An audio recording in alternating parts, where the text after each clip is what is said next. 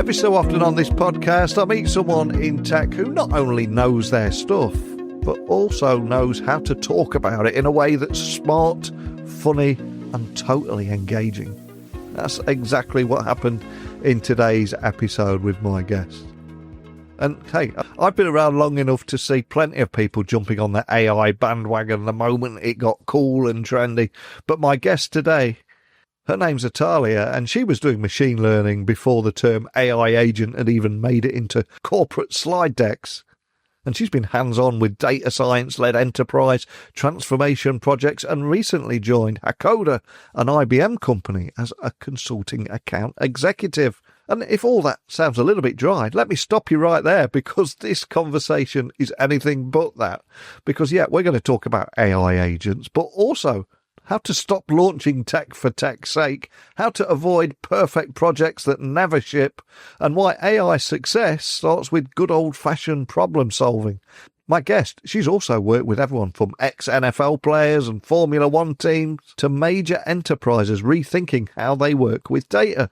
And she's got a great gift of making it all feel totally relatable. Now, before I bring my guest onto the podcast, I want to thank our sponsor, Careerist. Because imagine being able to work remotely, earn a six-figure salary, and finally have room to grow in a new career without having to learn how to code. That is what Careerist QA Bootcamp makes possible. And in just 4 months, you'll get live training, a 100% remote internship, and personal coaching to guide you into a tech career. Now, right now, there are 37,000 QA roles open in the US, and with starting salaries as high as $105,000, it's an attractive option for so many reasons. And Careerist graduates are already working at companies across 42 states. And if you have a quick look on Trustpilot, users over there are rating the program 4.7 stars. And here's the real clincher. It's risk-free. Land a job or get your tuition back. But seats for the next class are filling very quickly, but you'll find the link in the show notes. Please check it out.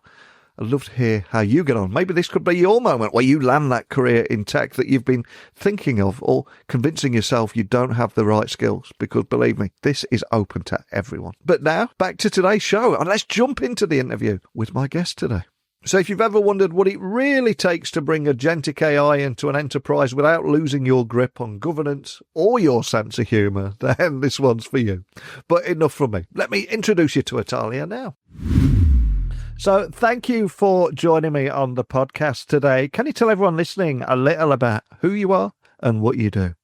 Yeah, of course. So my name is Atalia Horenshtien. I am an AI and data strategist with deep expertise in enterprise transformation. I am a former data scientist and software engineer. And today I'm working as a consulting account executive for a company called Hakoda, an IBM company, where we really help global enterprises accelerate their data and AI journey. Well, thank you so much for joining me today. And although we have seen somewhat of an AI gold rush and AI everywhere dominate headlines over the last few years, you were doing this before it was even cool. So you've worked with Fortune 500 companies to help them shift from basic automation to true AI agents, which is where we are now. So there's so much hype around that too. So let's bust any myths and misconceptions straight away. In your viewpoint here, what defines an AI agent, and how is that different to the bots that many businesses are using and many people listening may have used when they're interacting with a brand? What's different about this? Yeah, so it's funny that you say it, because I always say when I started working in AI, at the time it was like machine learning, right? Core data science. People didn't know what I'm doing. It was very difficult to explain, and people honestly didn't care. There was a time that mostly automated machine learning was like the big thing and democratizing AI. But when ChatGPT came out, suddenly there were many people interested in, hey, what is this thing? Large language model, generative AI, and obviously now AI agents.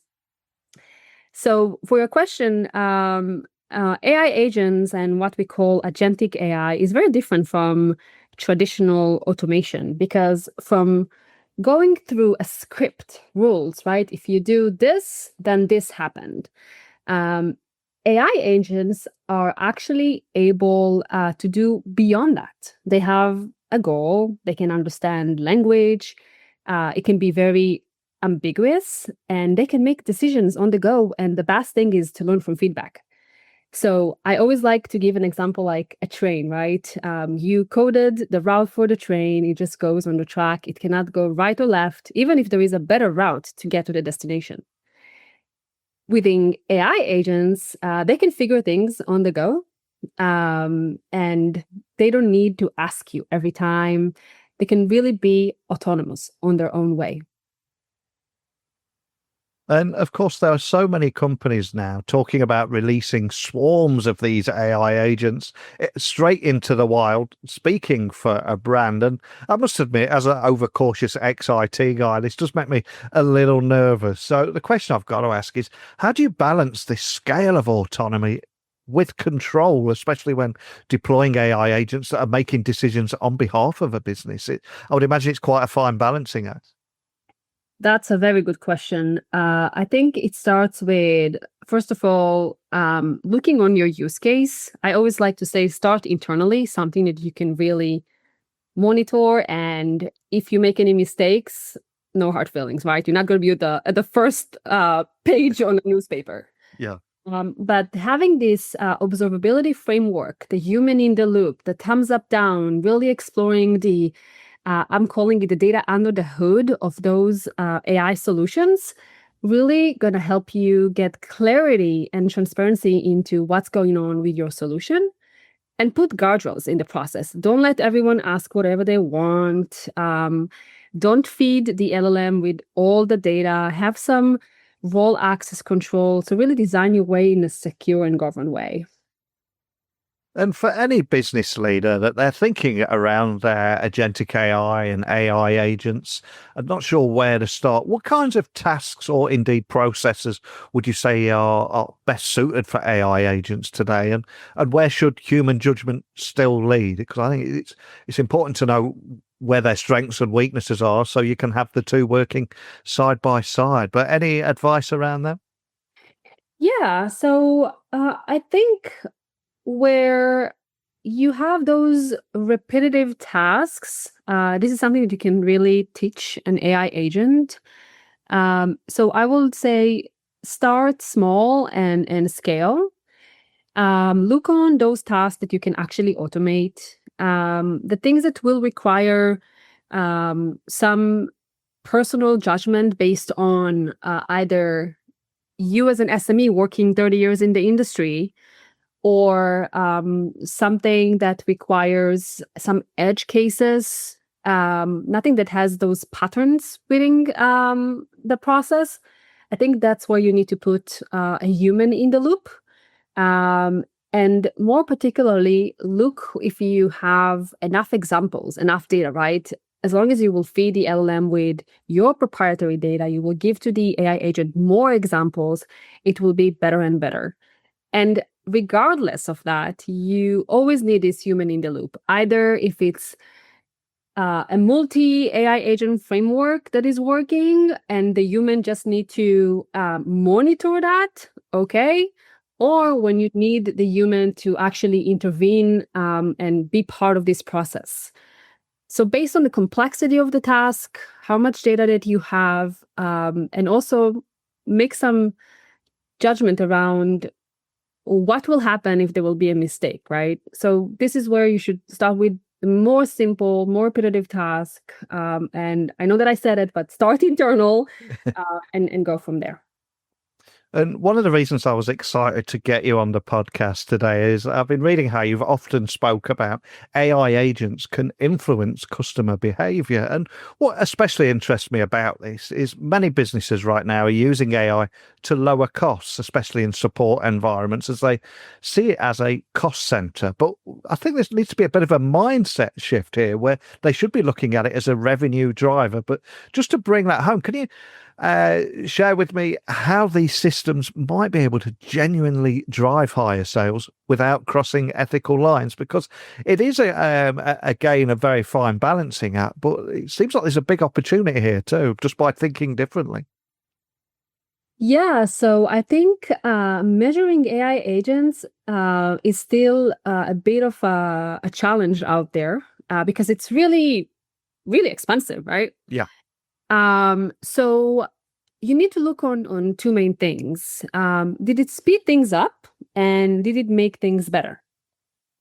So look on things like time saved, how many hours did people reclaim, or cycle time reduction.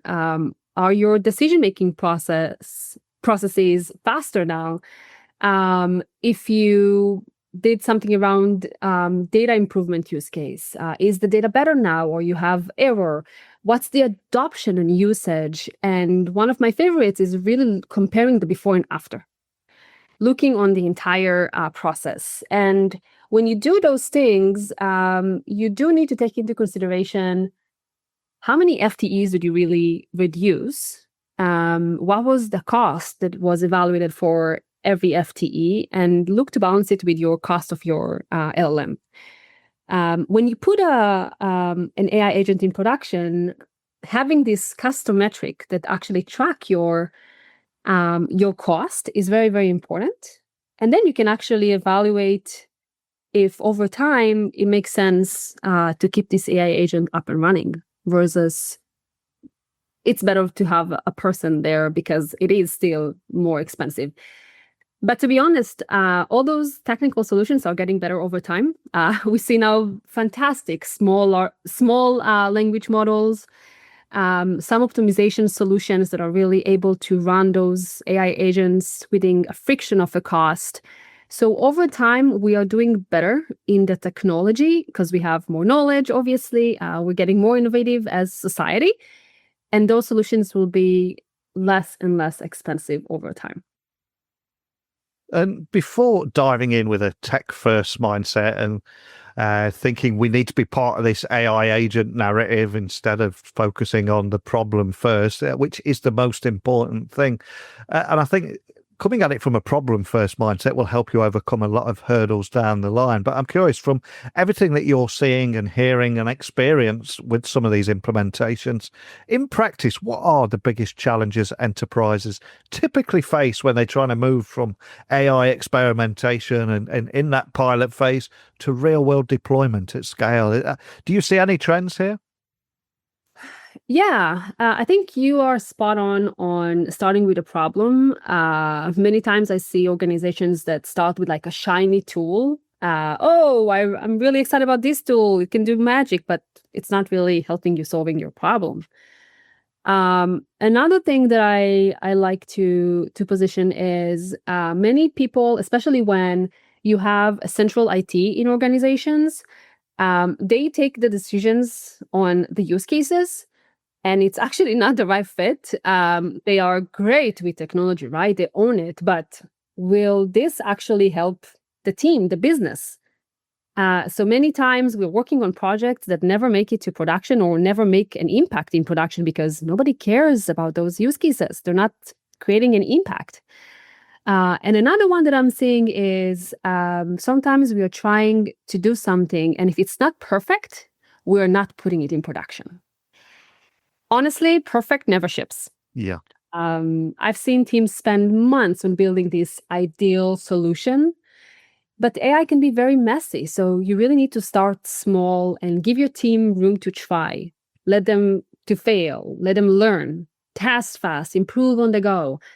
So this is how you can really build the muscle and momentum, and just, put something small in production. It doesn't have to be a wow project, but something to make the company excited and going, and something that they can scale with governance and security. Yeah, I always say version 1 is always better than version none. And of course, despite the excitement and so many potential opportunities that are on offer because of this technology, many leaders still associate AI with risk and complexity. So what's your approach to making AI adoption feel more accessible and more practical for less technical decision makers that have seen too many horror stories in their news feeds and are a little overcautious? How do you handle this kind of concern? Yeah, so I think change management is actually one of the biggest issues with adoption of AI. So it starts with education of the leadership, and create this transparent environment that, hey, this new AI solution won't take your job. People are so afraid about it. I think in the last year, if I got $1 for every time someone asked me, "Oh, well, that AI solution will take my job," so no. It just gonna help you be more innovative, and the way that leaders should look at it is more around rethink roles, right? Not just what we do, but how we do it, and look to reskill and let your team to really be innovative and do the things that on a day-to-day they don't have the time to do it. I even read an article where Snowflake CEO recently said AI agents, they won't really replace the people that are doing the work. They're just going to eliminate the friction that slows them down. So as part of a culture, an AI culture company, you need to be very transparent, even if you don't have all the right answers, right? So, hey, we are bringing this on board. This is what's going to happen. We're going to reskill. We're not going to replace. And you also need to train your managers to lead this process. And I can give you actually an interesting outcome from something like that. You want your people to be co-creators and really be excited about this AI journey, and even contribute. In the company that I'm working on, Hakoda, we actually have an AI lab where it started from a project of one of our data engineers, where we needed to do some ETL schema matching for one of our customers, and they started working on this AI agent that could really help speeding up the process. And now this solution really earned a CIO 100 award. And we have all those projects that are AI agents that really help us serving our customers. And it's a win-win situation, right? You get a project faster. The quality is better. Sometimes even the pricing can be a little bit better, right? You have like less people now working on this. So you really want to have an AI first culture that is internally and externally as well. Love it. And as multi-agent collaboration also becomes more advanced, and where do you see the next frontier? Where do we go from here? Is it internal workflows, customer-facing systems, or something else entirely? What excites you about where we're heading? Any predictions or anything you see evolving here? Oh, that's a wonderful question. I think, as I said, technology is keep changing and changing fast. So I'm actually really excited to see where the AGI word is going to take us to. I'm really excited about, as I said, the optimization of processes. There are a lot of sustainability issues that we are facing with energy consumption and GPUs, right? So as those solutions are getting better, I'm really looking into the great mindset. Not me, I'm not like a startup CEO or something, to really invent more and more solutions that can really help in reducing energy, reducing cost, being more efficient. I see more small language models and more fine-tuned models to specific tasks that also help in this low-cost perspective. So let's going with those, third-party LLMs that are being trained on everything else, everything possible in the world, to something that is more tailored to your proprietary data. So I'm just really excited about, every day you wake up, you learn something new in the field. So what's next?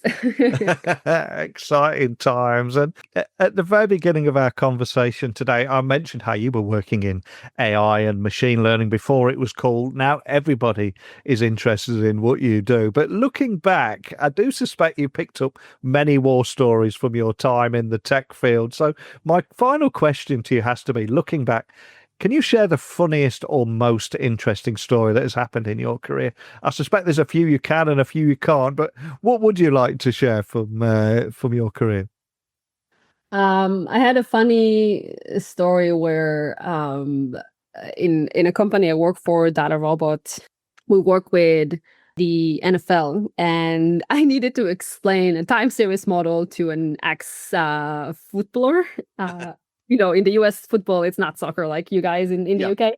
That was super funny. I needed to try and bring some analogies from football to AI and try to explain this technical concept to someone who never heard or interacted with AI. So I think the personas, every client is so different, the maturity is very different. So you get to work with very interesting people, and this is really helping you on how to position things, how to think on the concept, and it's just funny. And maybe on the sports as well. And another funny thing is I've actually worked with a couple of ex Data Robot folks on some sports projects. We weren't the casino or anything, but we applied machine learning into predicting the goal likelihood during the World Cup, or we created like a bracket within March Madness. It's a basketball tournament here in the US.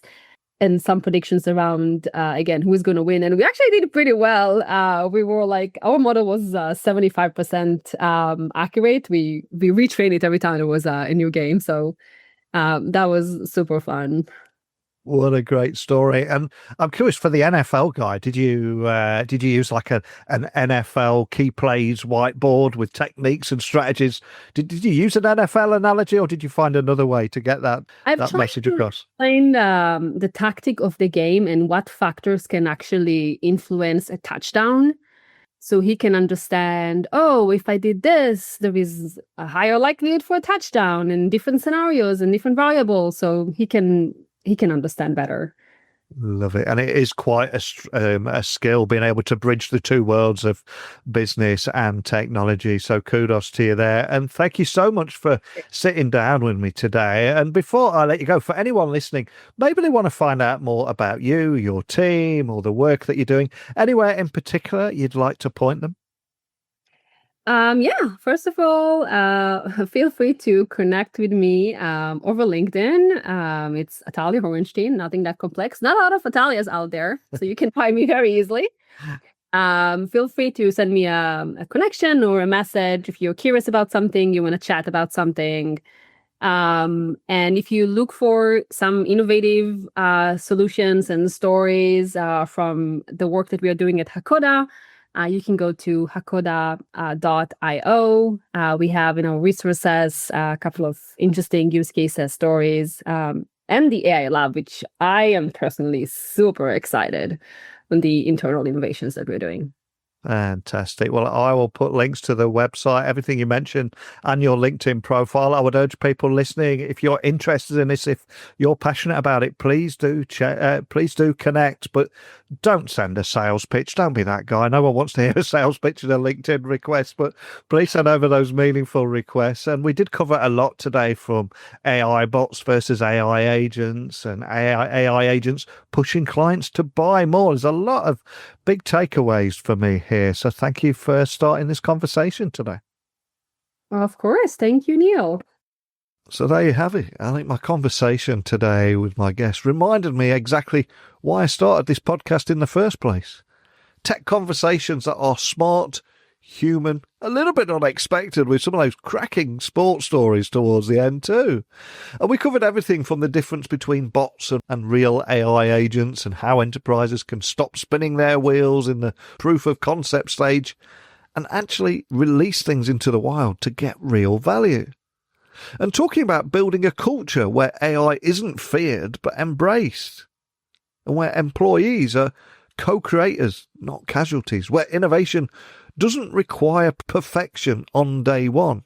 And of course, those final stories there. We heard about bracket-busting March Madness predictions, time series modelling for football pros, a chance encounter with McLaren Racing that turned into an F1 adventure. Honestly, it's hard to think of a better illustration of how data, when used well, can open doors far beyond dashboards and KPIs. So whether you are an AI-curious leader, a developer thinking about agent architecture, or just someone who appreciates a good old-fashioned story, I hope you found something in our conversation today that you will carry with you. So next time someone says, hey, AI's all hype, point them towards this episode. Atalia's got the receipts and a pretty great racing story too. But if you've got any questions, techblogwriter@outlook.com, LinkedIn, X, Instagram, just at Neil C. Hughes if you want to send me a quick DM. But thank you so much for my guests for entertaining me and entertaining all of you out there today. And I'll speak with you all again very soon. Bye for now.